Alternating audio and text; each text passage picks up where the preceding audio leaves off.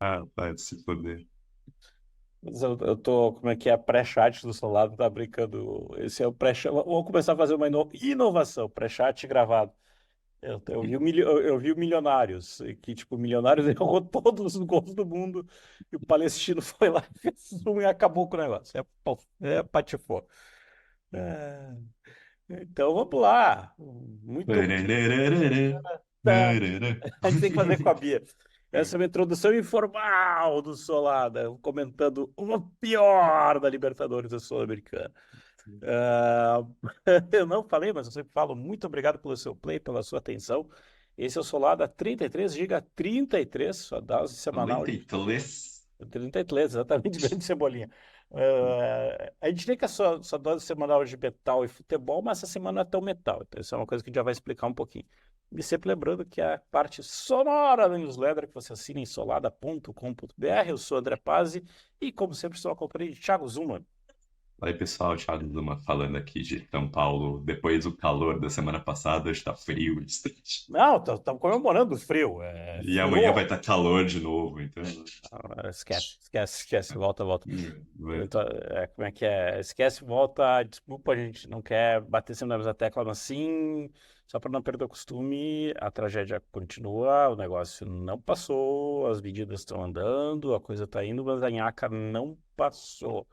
A gente brinca assim que a gente recém está saindo do repique, tem mar, agora começa a ter perspectiva de olhar, mas é aquilo que eu até tinha colocado assim, que agora é hora de ser cri-cri com todo mundo, de ser cri-cri com todo mundo, o que está sendo feito, o que não foi feito. Então, assim, essa reconstrução, como é que é? Não vai ser bolinho É sintetizando. isso. É, mas só cuidado com as doações para não atrapalhar o comércio local. Bah, Obviamente, as pessoas que perderam tudo, estão sem emprego, sem ter como trabalhar, elas têm que gastar dinheiro no comércio local nesse momento. só o PS, né?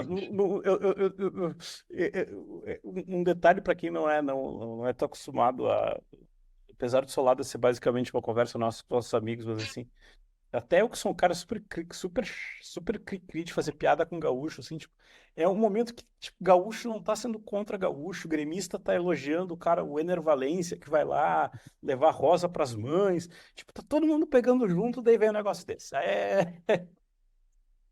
Mas pelo menos a CBF suspendeu o Campeonato Brasileiro, né? Notícia Até que essa, pra gente acabou de sair ali, 2 rodadas só por enquanto, retorno só em junho. Aí naquela reunião, que antes era reunião para decidir se ia parar ou não o campeonato, eles vão ver o que que vão fazer com o campeonato, né? Quer dizer, 2 semanas de atraso, mas Copa do Brasil segue, o Grêmio vai treinar no CT do Corinthians para Libertadores. Acho que o jogo vai ser em Curitiba, não sei porque a gente não fazia o jogo aqui em São Paulo, né, de algum jeito. Deve ter mais gremista aqui em São Paulo que em Curitiba, Curitiba. se bobear. Mas enfim, né? Vamos ver o que que vai acontecer daqui pra frente. Eu tinha falado no começo que hoje nós vamos dar uma deslocada de eixo, a gente vai sair um pouquinho de eixo e a gente vai olhar um pouquinho para uma das bandas, talvez uma das mais queridas do Solada Towers, a gente brinca assim. O Marillion, acho, sempre gosto de lembrar que o Marillion é uma daquelas bandas que você precisa localizar quase no tempo. Se você é o pacote todo, se você é a fase do Fitch, se você é a fase do Hogarth. hum, Uhum. é, e é uma banda que ela é muito única no jeito dela. Tem até quase como se você olhasse para duas coisas diferentes, mas elas fazem muito sentido com uma só. Eu tava brincando, é praticamente o pague um e leve duas bandas, né, Thiago? Pois é, né? É engraçado que tem muita gente que despreza a fase de Steve Hogarth. É Eu a melhor. desprezo essas pessoas, assim. Exato. Não, brincando, eu entendo, exatamente. Eu entendo, assim, tipo, as pessoas que eram muito fãs, os velhos que conheceram a banda pelo Fase Fish, alucinaram com Spaced Child, Clutching at Straws, e viram no show do Hollywood Rock, daquela turnê de Seasons End, depois foram ouvir o Holidays in Eden, então, ah, não, banda mudou, não é mais pra mim. Mas é, a partir do Brave a coisa muda, então você tem que dar uma olhada ali, assim. Se você não passou, se você não voltou a prestar atenção no Marillion depois desses 2 discos, você tá errado, você parou no tempo. Exatamente, exatamente, exatamente. E olhando para o nosso calendário, até foi motivo de bullying aqui em casa, porque, tipo, a piada que rolou é qual disco completa 50 anos? Não, não é 50, é 30 mais 20, na verdade. E como é que é? Como o Solada também quer ver meio encardida, a grama sintética voando, aquela coisa querida, a gente faz uma gloriosa comparação, Marbles, 20 anos de vida, e o Brave, 30 anos de vida de gravação, né, Thiago? Exatamente, né? Pra gente vai falar que não tá falando de metal, mas a gente tá falando de discos muito mais tensos que 90%, 99% dos discos de metal que você ouvia, assim. Fazendo uma piada altamente, assim, tosca, como é que é? Não é black metal, é tarja preta. Exatamente ali, assim, você vai pensar em bandas de doom melancólicas ali, a gente tem dois discos que estão beirando ali, bandas que poderiam quase ser, né, discos que tem momentos bem introspectivos para quem é fã de doom ali ouvir com cuidadinho, assim. Mas também vou dizer que eu acho que são os dois discos mais importantes da fase da era Steve Hogarth no Marillion e acho que são os dois discos que são os responsáveis pela banda ser o que ela é hoje. E olhando um pouco no primeiro momento, Brave é um disco que é de 94, é um disco É que lançado em março de 94, assim. é o segundo do Hogarth, se eu não me engano. Terceiro. O Terceiro, terceiro. terceiro. E é uma banda que ela já está querendo arriscar um pouco mais, é uma banda que começa a entender que pode andar. E algo que talvez seja o princípio da coisa, e depois tem algo que depois eu vou até tocar lá, é que a origem dele é muito legal. Ele é um disco conceitual e que ele vai começar com uma notícia de uma menina que estava numa, que foi encontrada fora de si, totalmente fora do mundo, numa ponte onde uma ponte na Inglaterra onde muitas pessoas cometiam seus atos finais, só que ela não tinha história, né? Ela era uma coisa tipo assim, você não sabia qual que era o que levou a pessoa para lá. E aí o Marillion faz uma engenharia reversa e vai criar essa história a partir desse fato, né? É isso, né? A ponte é uma ponte que fica em Bristol, na fronteira entre ela liga a Inglaterra ao país de Gales, assim, desde que ela foi fundada, desde que ela foi estreada, fundada, foi liberada ali, ela virou um point meio de suicidas, assim, várias, não são poucas histórias de pessoas que se matam jogando daquela ponte, né? Então, o Hogarth aparentemente tinha ouvido essa história há uns tempos, pouco antes, assim, não foi contemporânea ao Brave, e por em algum momento o Brave ele retoma isso, né, essa coisa que estava batendo na cabeça dela para transformar num disco conceitual em torno desse tema. E aí tem essa questão que o disco faz super bem, que é de fazer essa engenharia reversa, de criar essa resposta, vai colocar uma infância que teve abusos, vai colocar relacionamentos, a gente brinca assim, eles criaram esse coquetel Molotov mental na cabeça da menina, e é uma coisa que, assim, que infelizmente quem sofre com algum tipo de depressão entende essa coisa, essa dose, essa coisa de você querer ir embora do mundo. Não digo nem eu tirar a vida, é o você ir embora, você largar a coisa e sair. E eu lembro que quando eu conheci, esse é o disco que para mim foi fazendo uma outra ponte com uma piada altamente infame. É a porta de entrada para drogas pesadas. É a minha porta de entrada para o Marillion aqui. E eu lembro que o pessoal do Rio, o João, o pessoal do Sigma, o João Saravia, o João me olhou e falou assim: Cara, isso aqui é muito bom, só que você não escuta isso em dia de chuva, porque isso aqui é muito deprê. E é uma regra que eu praticamente mantenho até hoje. Assim, o Brave é um disco que eu não vou ouvir em dia de chuva, assim, porque não combina, não é uma receita legal. Diria que disco pra mim que não combina com o dia de chuva, porque combina demais com o dia de chuva é o Pleasant Shade of Grey do Fate Solar. Mas enfim, é do Marillion, assim, para entrar num aspecto mais pessoal um pouco. Eu conheci o Marillion ali por volta de 93, 94 com o Misplaced Childhood. Uma cópia do Misplaced Childhood que caiu na minha mão e eu ouvi, eu gostei, mas não foi amor à primeira vista. Assim. Apesar de eu estar começando a engatinhar em prog, foi diferente, por exemplo, de quando eu ouvi Dream Theater e Rush, que eu fui virar fanático logo ali, ou quando teve Pink Floyd Jethro Tull, que eu fiquei mais interessado em ver mais coisas. O Misplaced Childhood foi um disco que eu falei, ah, legal, gostei, mas ouvi uma ou outra música de Marillion aqui a colar, achava legal, mas eu não tive vontade de correr atrás, assim.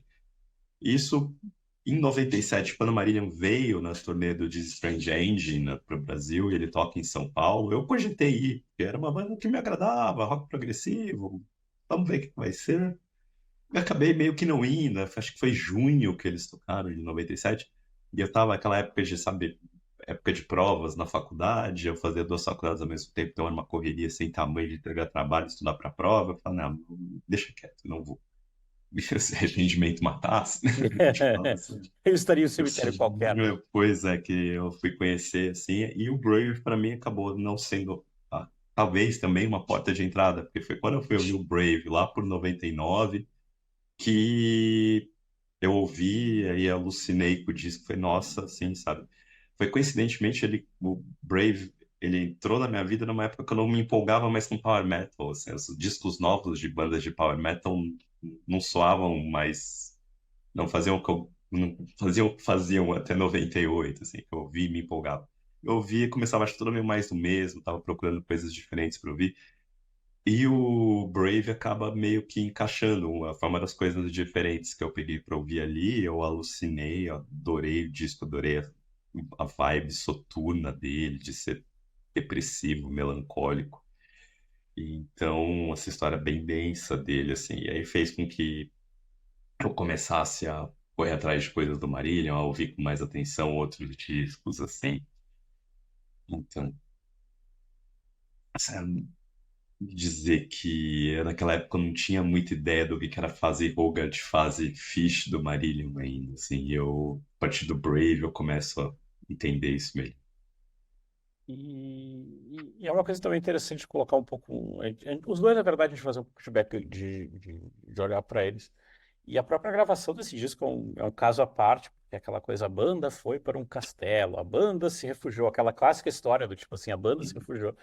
E eu tava olhando as datas, como é que é? É 9 meses para gravar e mais 7 meses intocados na França. Daí era aquela coisa que se a gente for olhar as entrevistas, as coisas da época, sempre diz assim, a gravadora queria um disco curto, uma coisa rápida, e aí acaba explodindo totalmente o Uhum. oposto. E a gente brinca assim, até um disco que ele não foi bem entendido na época, assim. Isso, né? A história ali é que o Marillion vinha numa decadência comercial, assim, tipo, o Marillion com o Fish era gigantesco, tinha ganhado o Misplaced Childhood ganha platina, ou bota, acho que Misplaced Childhood chega a ficar em primeiro lugar na parada na Inglaterra. O Clutching at Straws acho que fica em segundo na parada da Inglaterra e ganha disco de ouro. A Susan Sand até chegou a ganhar disco de ouro, mas não conseguiu manter muito tempo. Holidays in Eden, acho que ele chega a entrar no top 10 na Inglaterra, mas já desaparece muito rápido. E Holidays in Eden é um disco que a banda chama o produtor do Mike and the Mechanics para fazer, a tentativa de soar mais pop radiofônico e dá errado, assim.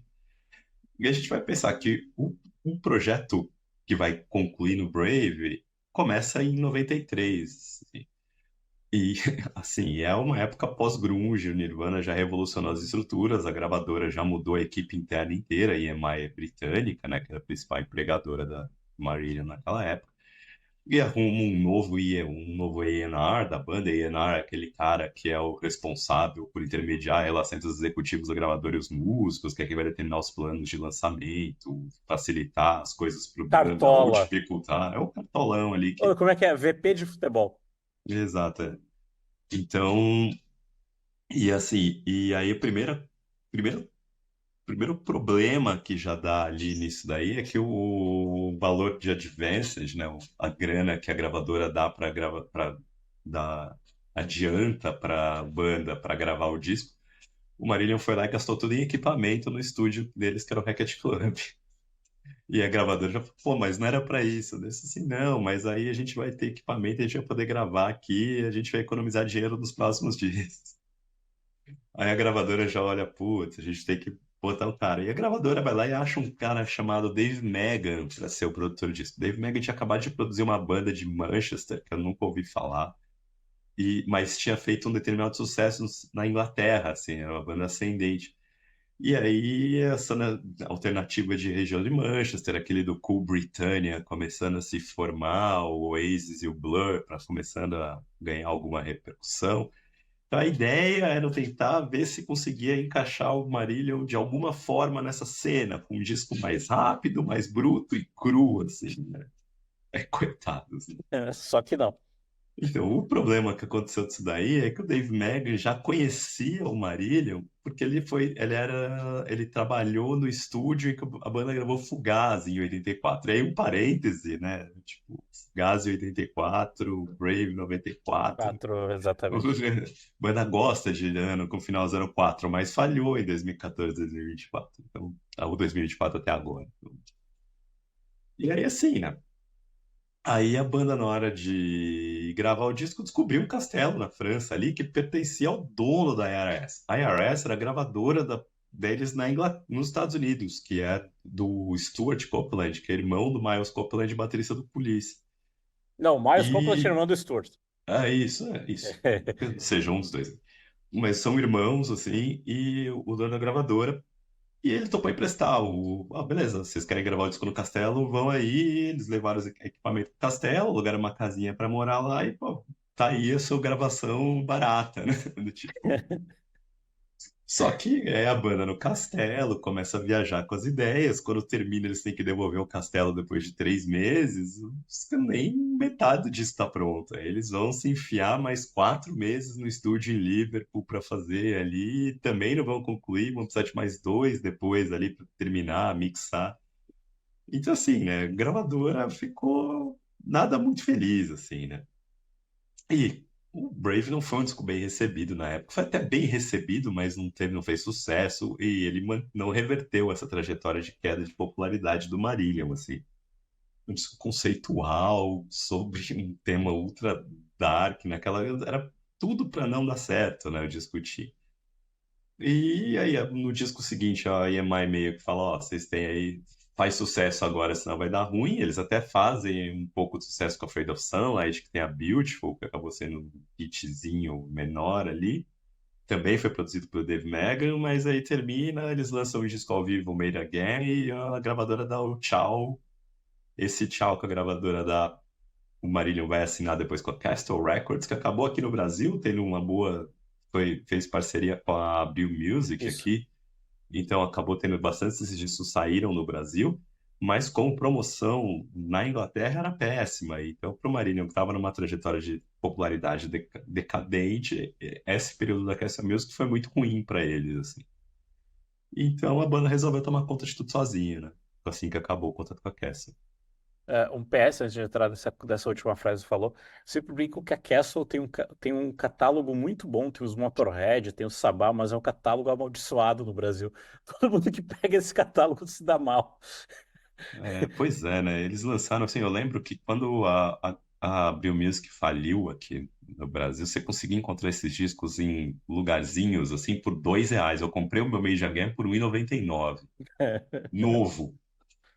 Tudo por 1,99. Sabe, coisas assim, porque era muito barato. Mas assim, para quem não lembra, essa treta da Abril Music acabou com o Viper. Era assinado com a Abril Music. Essa treta da Abril Music vai ser a treta que vai ter episódios com Los Hermanos também. Exato. Eita, Tem, vários assim. tem reverberações. Exatamente, reverberações no rock brasileiro. E no outro lado do ringue, aí vamos dar um fast forward para 10 anos para frente, tem o Marbles, como é que é? Esse é o disco que ele precisa de geolocalização.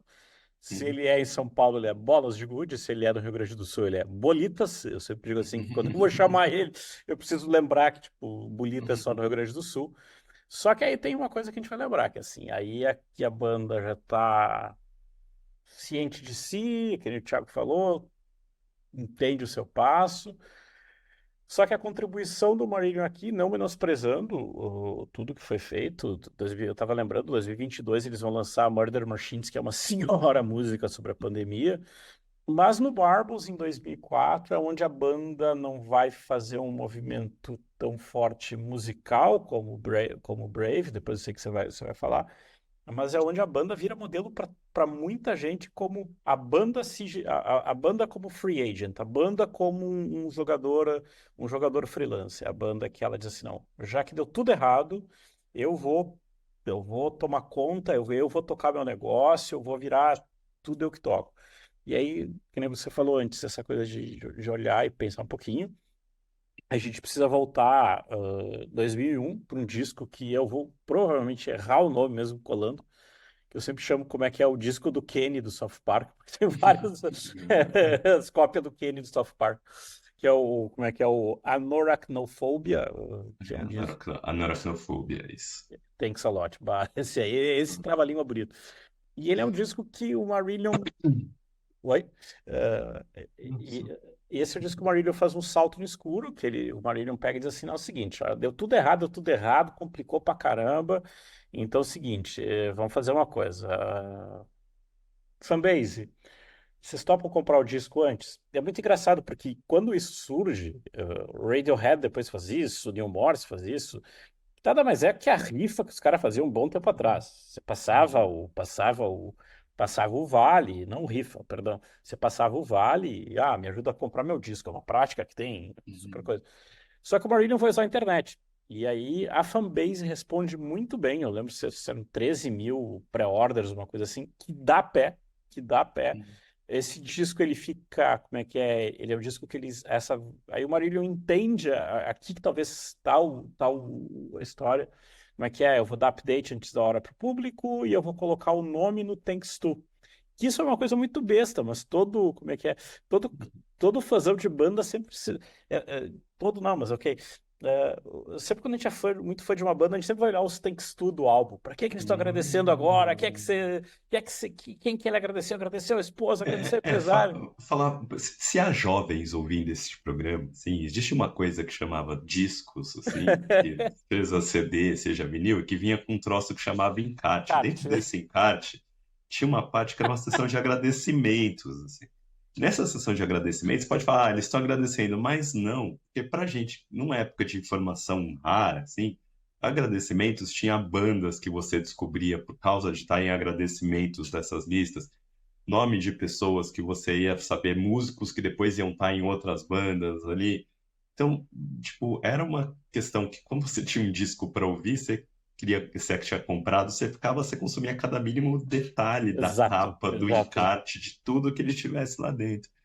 E então você tá nessa lista de agradecimentos era uma coisa meio de orgulho, assim. Exato, Então, exato. Eu tenho um. Não posso me é orgulhar, mas eu isso. tenho um. É exato, entendeu? É esse o ponto daí. Agora, se explicar que não foi exatamente um tiro no escuro na época da Noracnofobia, mas sim um passo além, porque eles tinham feito uma turnê Boa. pelos Estados Unidos que eles começaram a. E eles meio que refinanciaram com venda antecipada de ingresso para saber se valia a pena. E aí viram que funcionava e pensaram: opa, vamos tentar ver se a gente consegue vender o disco antecipado e arranjar o dinheiro para fazer o disco. Vamos ver se a gente tem esse grau de credibilidade com os nossos fãs. E tiveram. E aí a história que vai ter é que eles, na hora que deu certo esse negócio, eles chegam para a EMI e falam, ó, vendi não sei quantas mil cópias já antecipadas, 13 mil, não lembro exatamente. Eu li esses dias o número, mas Eu acho que esqueci. é 13 mil. Então, tem 13 mil cópias antecipadas do disco, ó, pô, vocês não querem ajudar? Já um disco que vai sair bem vendido e tal, vocês não querem ajudar? E aí a EMI topa. Mete uma gravação, chega sempre. E o disco sai nos mercados por uma gravadora menor, assim, da EMI, que era ligada a EMI, que chama Liberty Records, eu acho. Só que não dá muito certo. É isso, assim, tipo, o Adoracanofobia não faz né, muito barulho, é um disco que... Daí o Marillion pensa no próximo passo. O próximo passo deles vem com Marbles. O próximo passo é a gente banca a gravação, porque afinal o estúdio é nosso, temos tudo pra gente fazer lá. E a gente vai usar esse dinheiro dos pre-orders para fazer uma campanha de lançamento para ele. E aí a gente conseguir divulgar e a gente furar os bloqueios de mídia que a gente tenha usando a expertise que a gente está desenvolvendo em trabalhar com a internet, essas coisas. E aí isso funciona, isso dá muito certo. O Isso Marília acontece. vai. Só perdão de quebrar. E quem faz esse pré-order depois tem um chorinho que também vem. Ganha uma edição que, assim, é um livraço. É aquela coisa que, Uhum. assim, até a gente estava colocando assim, eu acho que uma das edições mais bonitas que eu tenho, que realmente, tipo assim, é aquela coisa assim, puxa, eu comprei isso, isso é diferente. E como é que é? São 128 páginas e metade das páginas é nome de gente ali. É, não, gente. É, assim, aí eles vão colocar assim, e quando o disco sai, o disco vai sair no dia do lançamento do disco, ele sai com uma versão simples para o mercado, um CD simples para o mercado. E só quem tem esse duplo é quem fez pre-order. demora algum tempo para eles lançarem o duplo no mercado de novo, via gravadora deles já ali, né? Então, se você queria ter o Marília duplo, o Marbles duplo, era só para quem fez pre-order e comprou pelo site. Então, quem queria comprar esperei para comprar na loja, comprou uma versão simples com menos músicas, e essas menos músicas, uma que elas têm menos é Ocean Clouds, que eu não entraremos nesse mais para frente, assim. Então, assim, funcionou. Marillion conseguiu o disco, assim, o disco vendeu o suficiente para entrar no top 30 da Inglaterra, assim, só que ele não entrou porque como o disco vinha com uns adesivos e tal, o, não podia, era proibido, era como se fosse uma regra de trapaça nos charts britânicos, daí eles acabaram desqualificando disso para não entrar. Mas aí o Marillion fez uma campanha também para que o público comprasse o single da You're Gone, que foi o primeiro single que saiu.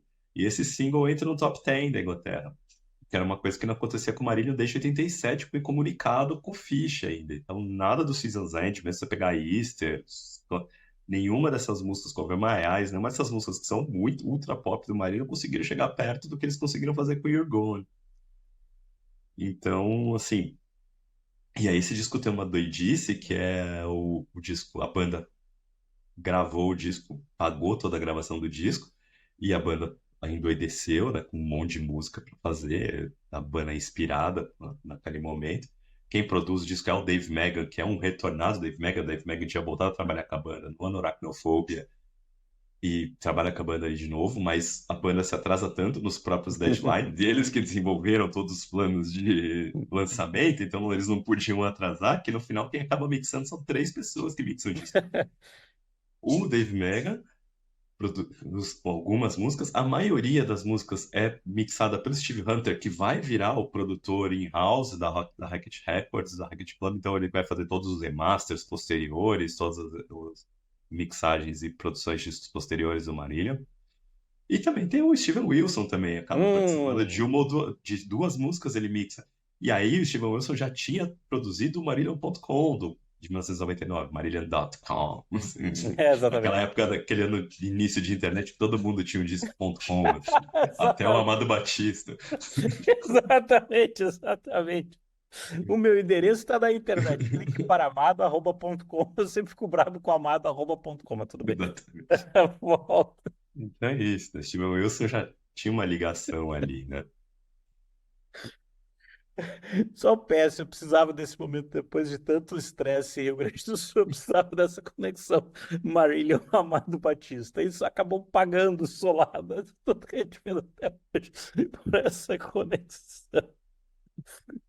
É aquele glorioso. E é só o PS, agora você falando, a capa do site do Amado Batista era a capa do CD. Você clicava no colarzinho, na correntinha dele com A B, assim, e apertava. Respira, porque isso é o melhor momento do Solado em 33 episódios. Falando de Steven Wilson, eu sou muito parcial nesses 2 discos. Eu sou muito parcial. Eu entendo a importância do Marbles pra caramba. O disco que tipo, tá lá, eu entendo pra caramba. Mas eu acho o Brave, assim, aquelas coisas assim, fora da curva. Eu tava no pré-programa de ouvir, de reouvir, assim. Eu até tava brincando que eu acabei caindo no erro de entrar de novo no loop mental de ouvir Alone Again in the Lap of Luxury, que e Hard as Love, que pra mim, assim, ali são as 2 coisas que pagam muito bem esse disco, assim. Bandas morreriam por uma dessas 2 músicas, assim. Isso, né? Eu ouvi esses dias também, eu ouvi o remix do Steven Wilson, que eu nem sabia que tinha, porque eu fiquei tão deslocado disso daí. E esse remix do Steven Wilson é bom pra caramba, me fez pensar se eu conseguir achar isso aí pra comprar, acho que eu vou acabar comprando, mas pelo menos eu vou tentar botar essas versões lossless do Tidal pra rodar nos monitor de áudio pra ouvir, porque eu achei que ficou muito bom esse remix do Steven Wilson que saiu de 2018. E eu acho que aqui aí voltando pro Brave, olhando, acho que eles conseguem pegar muito bem essa coisa de falar de uma pessoa que ela tenha a força da vida e todas as coisas que vão vindo junto e tudo que vai impedindo e tudo que vai minando isso. Daí tem aquela coincidência que a gente coloca entre aspas de coincidência, que é a história da capa, como é que é? Ah, não. Ah, a foto da modelo tá boa, falta alguma coisa. Ah, se a gente colocasse um texto em cima para parecer um diário escrito. Ah, não, tem aqui um livro. Aí depois vão ver o diário da Anne Frank, que fecha todas, assim, tipo, é aquelas coisas que parece que vai fechando, né? É isso, a banda precisou vir a público para dizer, não foi de propósito, a gente não quer explorar a imagem da Anne Frank no disco, papapá. Quando veio mais à frente que veio, assim. A capa, aliás, tem uma coisa engraçada, assim, porque a foto da moça que tá ali, eles tinham tirado de uma dessas fotos standard de modelo que eles colocam ali. E que o Carl Glover, que é o autor do design da capa, ele achou essa foto, achou a foto da pessoa interessante, mas ele viu o crédito da foto e nunca localizou o fotógrafo. Nunca achou o fotógrafo. Então ele falava a foto do cara fulano de tal, mas eu não sei quem é esse cara, porque chamar de era alguma coisa Johnson, então nunca achava. E 2021, pandemia ali, de repente um cara então, diz que eu fui eu que tirei essa foto aqui e tal, e comprova que foi ele mesmo. A banda vai fazer um acordo de pagar pelo uso da foto. O nome da moça que o rosto tá lá chama Jennifer Stevens, assim, então, daqueles detalhes, triviazinhas da capa do disco, assim. Exato. E eu, que nem tinha dito, eu vou pegar essas duas músicas pra pular e pra ir além, assim, eu acho que é.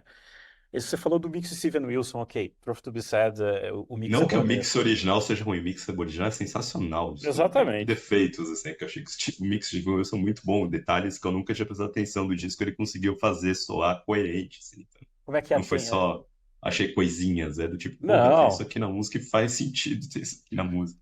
E como é que é? É a versão de 94, uma segunda versão de 98 e a versão Que de é dupla, 2018.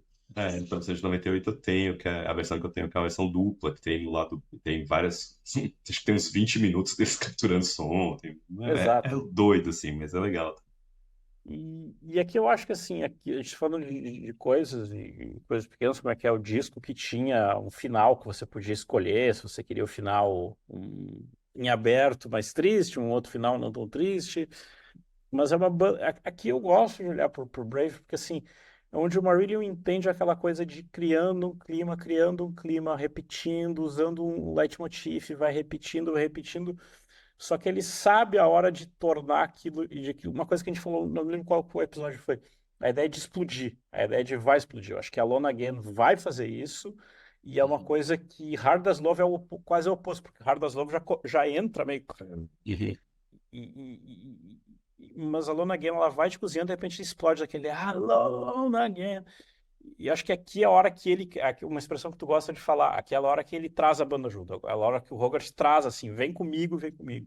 E aí A Lone tem. Again começa lentinha, né? Pam, pam, pam, pam, pam, pam, pam, pam, pam, pam. Exato. E aí tem aquela coisa assim, grandes músicas tem isso, tem o Cherry on Top, como é que é?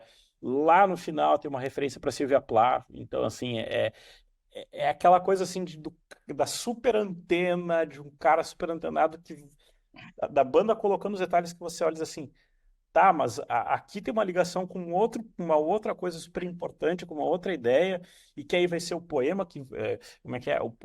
Aqui ele vai, e se você sabe o poema que tem toda aquela história da Silvia Plath, que poema seria a história por conta da relação abusiva dela com o pai dela, e que vai fechar aqui, você vai dizer assim, putz, aqui os caras foram fundo. Acho que esse talvez seja o ponto, tipo assim, é onde eles vão fundo mesmo e funciona.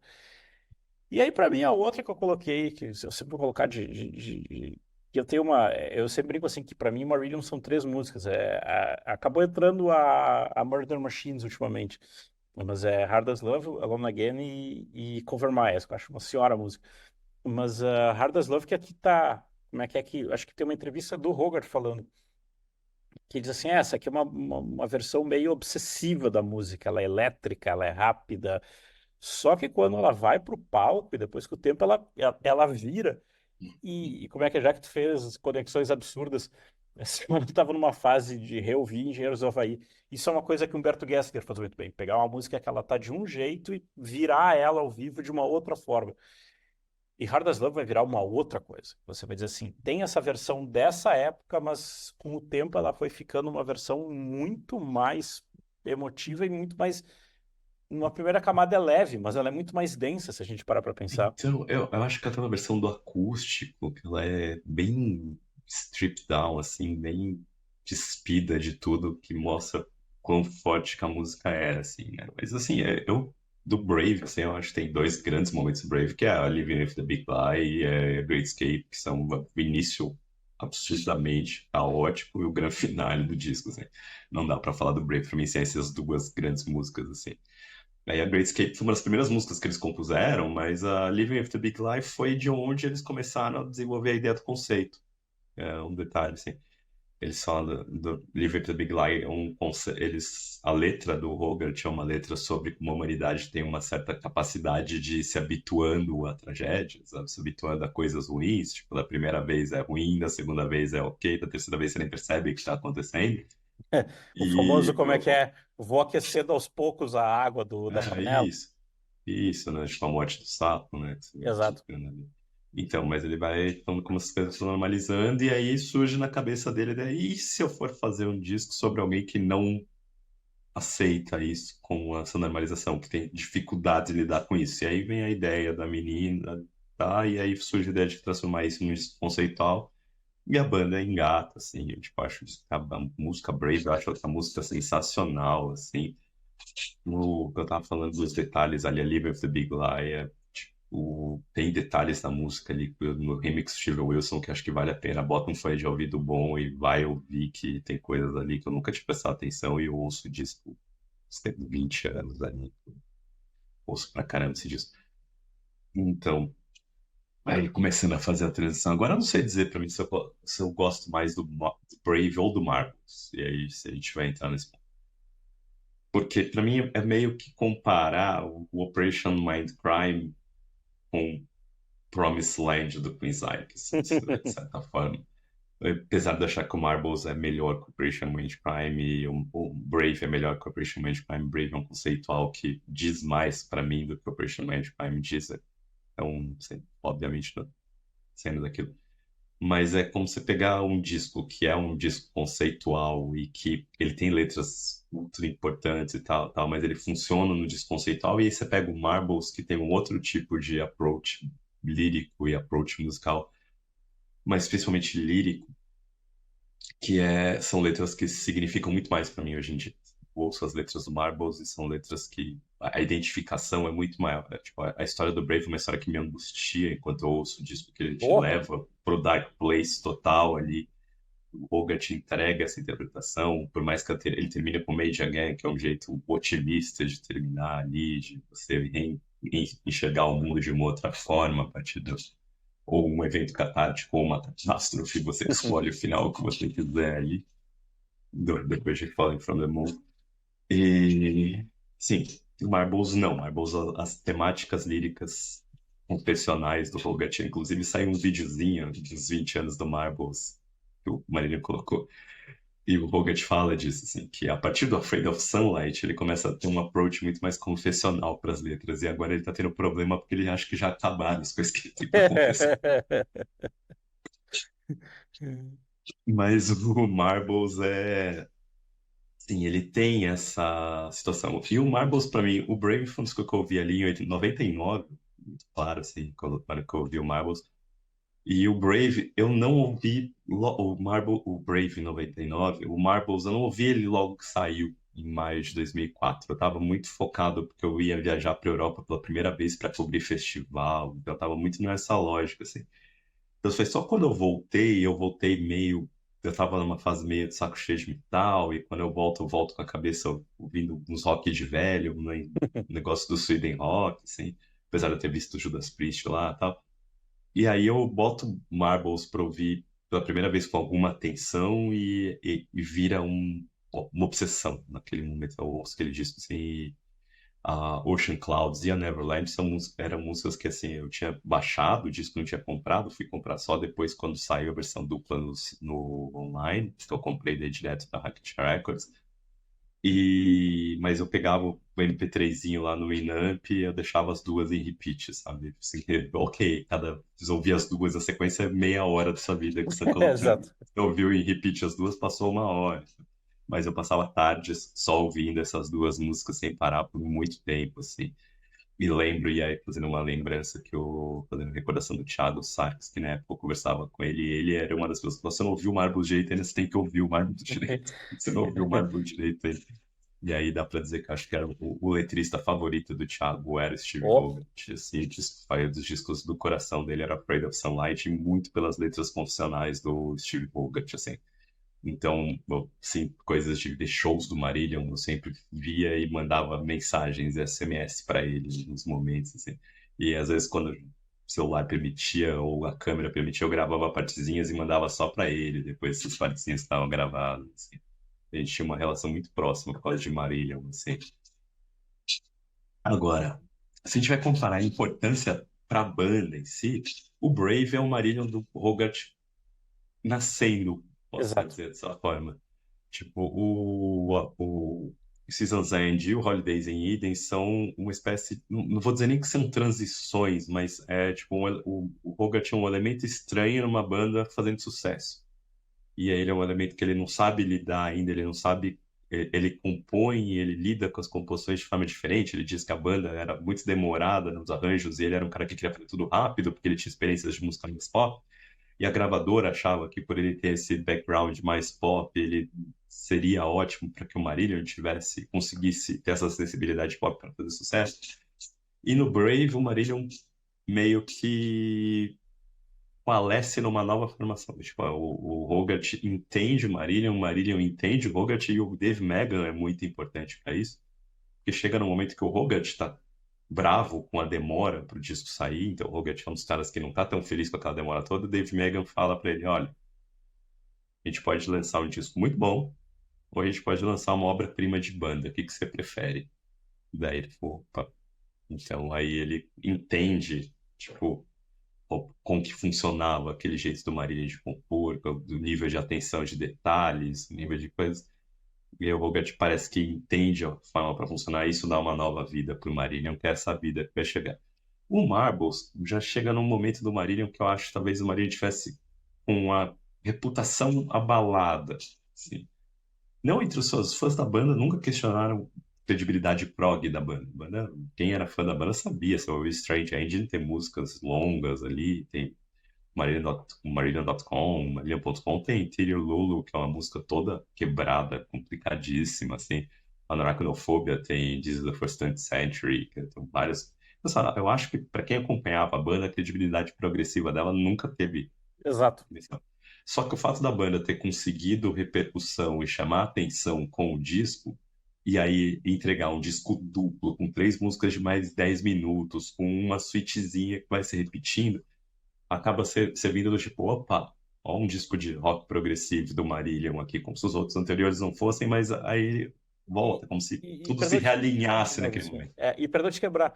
E olha um disco de rock progressivo alinhado com o seu tempo, que entende o seu Isso. tempo. Isso, e a gente vai entrar, porque, por exemplo, eu acho a primeira. Esse disco já abre com uma obra de arte que é Invisible Man. Invisible Man é uma música que 13 minutos, começando, então você coloca ali a primeira frase dela, The world's gone mad and I have lost touch, sabe? Tipo, o mundo enlouqueceu e eu perdi o contato, eu não me encaixo mais, sabe? E é uma letra sobre. É bem críptica, é difícil de entender a letra, assim, tipo, é uma letra críptica que fala sobre sensação de alienação, de impotência, de se sentir deslocado, se sentir impotente mesmo, assim, incapaz de fazer as coisas. E ela começa, ela tem uma coisa que ela tem uma tensão meio que Crimson nela, assim, de ser tempos que a coisa não flui, vai colocando, mas cheia de barulhinho, loop de bateria, efeitinho, tal, não sei o quê, que mostra que é uma banda que tá antenada com o tempo, com as mudanças. É o Dave Megan, é essa credibilidade indie que o Dave Megan, esse histórico indie que o Dave Megan tem, ele ajuda a banda a dar essas coisas meio de indie rock, de colocar ali, assim.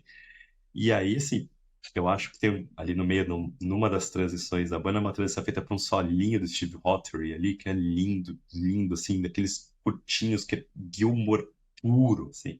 Que o Hawtrey é Gilmour puro. Os grandes momentos do Steve Hawtrey rivalizam com os grandes momentos dele, Gilmour, pra mim, assim. E a diferença do Hawtrey é que o Hawtrey não canta. Mas aí tem o Hogarth que canta, que também rivaliza com o Gilmour nos grandes momentos. Vou dizer que eu gosto mais do Hogarth, mas enfim. Mas enfim. E aí tem aquele fim catático que o Hogarth canta, ele meio que berra e a voz sai meio que afônica, assim, que dá aquela sensação de desespero, em vez dele falando I'm the Invisible Man, I'm perfectly sane, que ele fala assim, tipo, eu estou perfeitamente são, mas sem voz, a voz desfazendo, assim. Eu acho uma das melhores músicas que o Marília já fez, assim. E aí você vai pensar no disco que tem essa credibilidade progressiva, mas também é bem diversificado. Ele vai ter o Unforgivable Thing, que é uma música que fala de culpas e arrependimentos, mas com base numa pancada no Tony Blair, e aí tá na época da Guerra do Iraque. Você vai ter a Fantastic Place, que é uma música bem introspectiva, etérea, que fala sobre fuga de realidade, de você procurar um lugar seja real, seja imaginário, seja isolado, seja com alguém, mas um lugar de seguro, um lugar que você se sente a salvo. Uma das letras mais bonitas que o Robert já escreveu, eu acho, assim. E esse tem You're Gone, que foi ser top 7, que é uma musiquinha que é indie pop, sabe? Os efeitinhos, sabe? Um negocinho, e aí você tem uma bateria ali meio boesca, acho que até tem um quê de David Bowie nessa música, assim, canção sobre amor perdido com um refrão de gritar junto, né?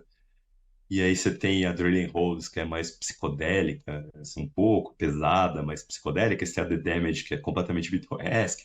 Aí você tem a Angelina, que é uma letra, que é uma música totalmente, assim, não vou dizer bobinha, a música é bem introspectiva, mas a letra é meio sobre dateline, sabe? Aquelas linhas, você liga de Amigos do programa.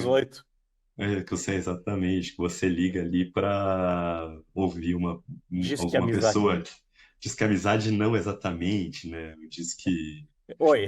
é, exatamente. Assim, Muito a que ele discutir. fala exatamente, que diz que você liga para profissionais do sexo verbal, assim. Mas ele brinca que a ideia dessa música veio de um anúncio de uma rádio que tinha uma DJ que tocava as músicas que você pedia, assim. E ele pensa, tipo, e a letra fica meio dúbia, se ele tá falando disso ou tá falando para você ligar para a rádio para ouvir a música que você quiser, assim. Mas é muito late night, não vai ler um livro, não vai dormir agora, sabe? Então, assim, então você vê que, tipo, as letras vão ali, não é, o disco não é carregado o tempo todo, assim. O Marbles, né, os interlúdios, tem várias, tem 4 partezinhas ao longo do disco, que é a fala sobre infância, sobre jogar bolinha de gude ou, como que é, bolitas, Bonita, né, assim, bonita. bolitas, mas também fala de Loser, da perda da inocência, e aí também tem uma questão que o Loser Marbles é uma gíria britânica para enlouquecer, e aí termina com ele falando: alguém viu minha última bolinha de gude? Eu tenho certeza que eu tava com ela aqui agora. Então acho que talvez eu tenha que ir para um psiquiatra, talvez ele me arranje mais alguma, sabe? Tipo, sabe?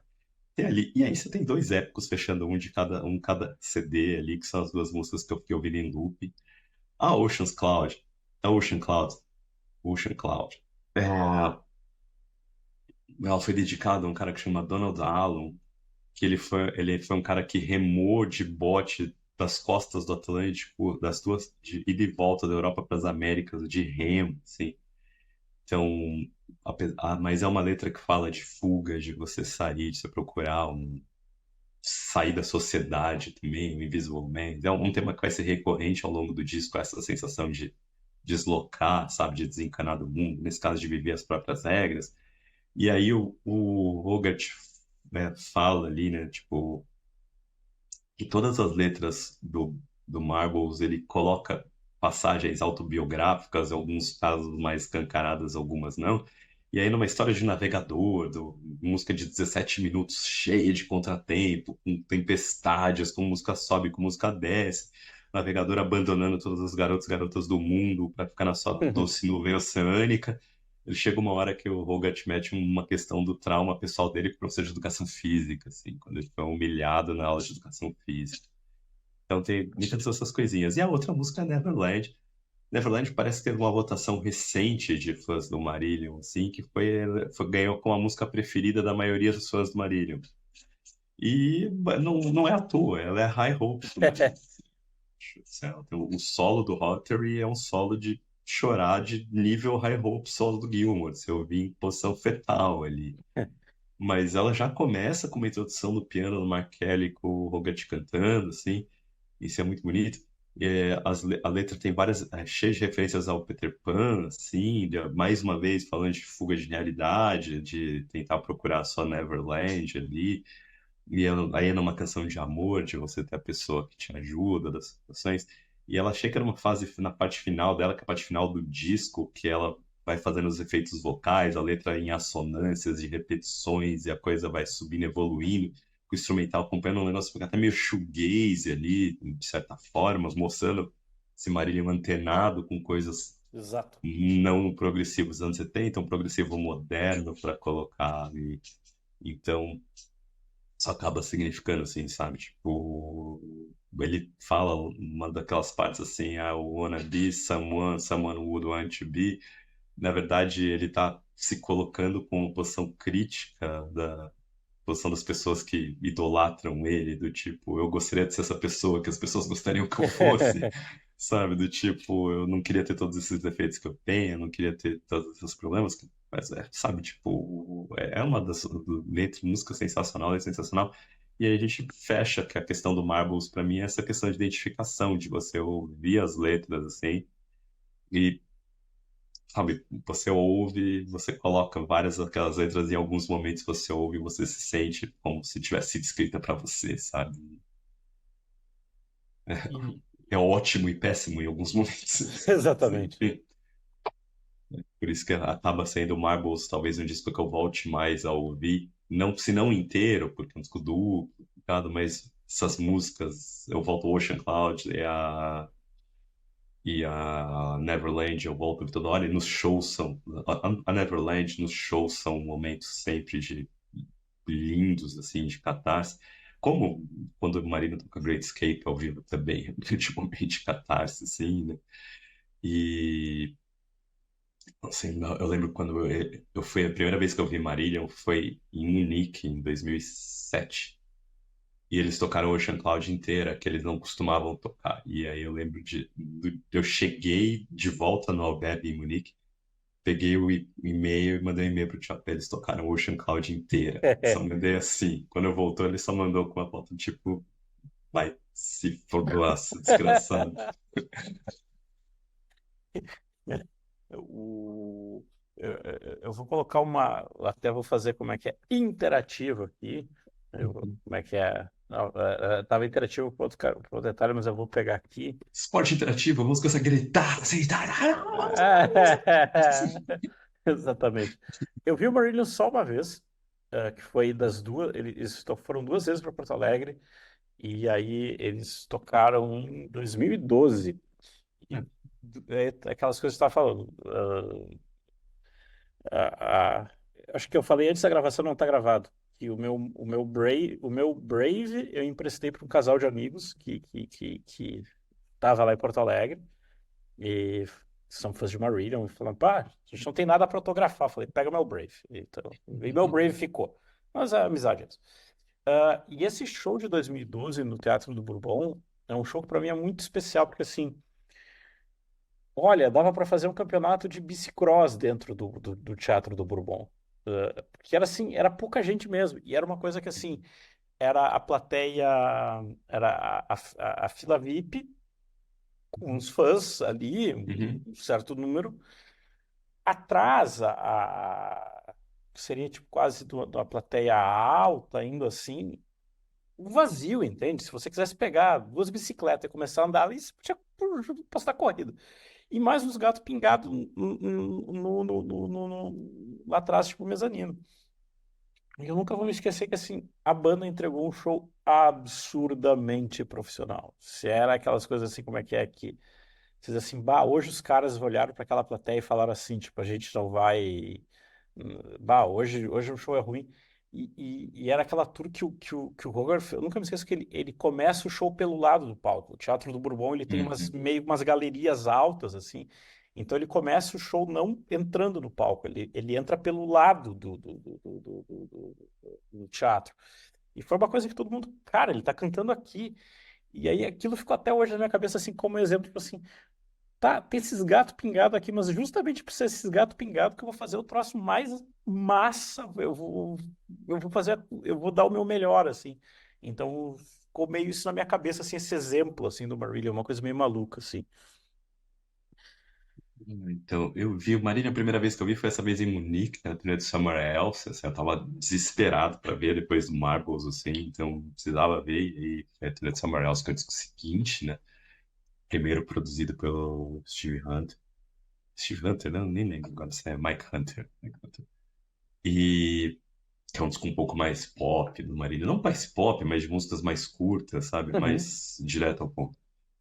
E depois eu vi o Marília num Sweden Rock em 2007 ou 2009, agora eu não lembro exatamente quando foi. Não, 2007 eu vi na turnê de São Brás, 2009 eu vi aqui no Sweden Rock. Esse do Sweden Rock eu lembro que foi na mesma hora que o Voivode. Eu nunca tinha visto Voivode, eu tava muito na dúvida do que eu ia ver. E eu fui ver Marillion porque eu imaginei assim, tipo, o Marillion tocando num festival, eles vão tocar mais músicas antigas. Então, talvez vai fazer um show mais rock and roll. Quero ver esse negócio de feito do Marillion, porque o Voivode acho que eu vou acabar vendo de novo. O Voivode tinha acabado de voltar com um guitarrista novo, então era uma, eu tinha uma expectativa de ia ser mais fácil. E o Marillion eu tinha pra mim que eles nunca mais iam vir tocar no Brasil, eu só ia conseguir ver fora do Brasil. Então, eu tava lá. Aí depois disso daí o Marillion veio, eu vi em 2012, 2014, 2016, em 2012 e 2014 eu fui ver no Rio, inclusive, em 2014 inclusive só fui ver no Rio, não vi o show de São Paulo, assim, em 2012 vi os dois, 2014 só no Rio, 2016 só em São Paulo, e aí foi a última vez que eu vi, depois de 2016 eu não vi mais. Quando teve, acho que em 2017, o Marillion fez o Marillion Weekend no Chile, em Santiago. E eu pensei seriamente nisso. Eu olhei, assim, é que tava sem dinheiro mesmo. Eu botei as moedinhas, coloquei, não sei se foi 17 ou 15, mas contei moedinha, botei no papelzinho e falei, putz, não vai dar pra ir, cara. Eu queria ir, que eram 3 shows Marília no fim de semana ali no Chile, acho que foi no Capulicã. Então foi uma das grandes, assim, grandes arrependimentos, talvez, ali, junto com esse show de 97, que era um show que dava pra ter ido. É esse show do Marian Weekend no Chile que acabou não rolando, assim. Foi, sabe qual foi? Foi 2017 mesmo. Foi, E o, e o produtor é Michael Hunter. Michael Hunter, isso que foi quem ficou que mixou o Marbles e vai produzir tudo depois. Esquecemos alguma coisa? Eu acho que Eu devassamos. acho que não, acho que devassamos os 2 discos ali. Foi bom falar um pouco de ser um pouco de metal e voltamos para metal semana que vem. Provavelmente com o Kerry King. Exatamente. Se a gente achar que o Curry King vale um episódio. É, exatamente. Sexta-feira teremos uma grande reunião de pauta sobre da Towers. Mas é isso. E um adendo. Tem coisas ultimamente que saíram brasileiras, saíram via, acho que é seu Hélio Records, que nem eu chamo. Bastante coisa. Esse Marília dos últimos 10 anos ele é bem lançado no Brasil. Mas essas coisas especiais dá para comprar da Racket Records. A única coisa é, cuide se você for comprar os Blu-rays, porque não toca em todos os aparelhos. Tem uma gambiarra lá da frequência. E eu lembro que eu comprei o. Eu comprei o. Foi o acústico que saiu que não tocava no PS3. Eu lembro que Isso eu aí. ia comprar e aí eu vi a galera reclamando que não tocava, daí eu comprei o DVD. Se serve de consolo, os DVDs eles fazem high quality pra caramba. Então, assim, tipo, normalmente é DVD duplo quando o Blu-ray é simples. Então, não é do tipo, você não vai comprar um DVD que vai vir com qualidade muito pior. A qualidade tá ali no máximo que dá pra entregar. Então, vale. Pelo contrário. Você tem que vir agora, só que você vai comprar uma Hackett Records, você vai ter que lidar com o correio brasileiro, Brrr. Que até agora, as como é que é? importações brasileiras É, e mas toda como é que essa é? celeuma de como vai ficar a legislação disso agora. É, até a eMusic está entrando por remessa conforme. Então, acabou a nossa diversão. Agora vai ser tudo pingadinho de novo no iMusic. Vai ser tipo um disco por vez, assim. Praticamente volta ao que era.